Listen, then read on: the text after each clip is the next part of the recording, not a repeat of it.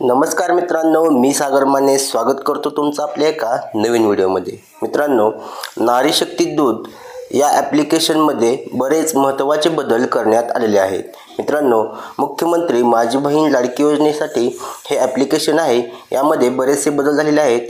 तुम्ही आता हे ॲप्लिकेशन सर्वप्रथम प्ले स्टोअरमधून अपडेट करून घ्यायचं आहे जर तुम्ही अगोदर इन्स्टॉल केला असेल तर, आणि नसेल तर नवीन इन्स्टॉल करून घ्यायचं आहे। बघा, आता मी तुम्हाला कोणकोणते महत्त्वाचे बदल झालेले आहेत ते दाखवतो।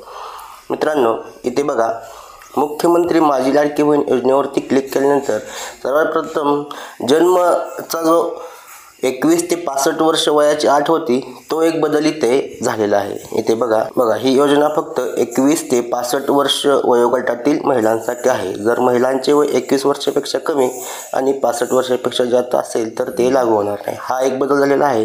त्यानंतर इथे खाली बघा, महिलेचे लग्नापूर्वीचे नाव, हा एक बदल इथे आलेला आहे। आता इथे महिलेचे लग्नापूर्वीचे नाव आपल्याला ॲड करावे लागेल किंवा एंटर करावं लागेल, आणि खाली महिलेचा जन्म परप्रांतीय झाला आहे का, होय किंवा नाही हा ऑप्शन आलेला आहे। डॉक्युमेंटमध्ये बघा, अधिवास प्रमाणपत्र, जन्म प्रमाणपत्र आणि शाळा सोडल्याचा दाखला ऑप्शन ॲड झालेला आहे। त्यानंतर खाली उत्पन्न प्रमाणपत्र किंवा पिवळे किंवा केशरी रेशन कार्ड हे एक ॲड झालेलं आहे।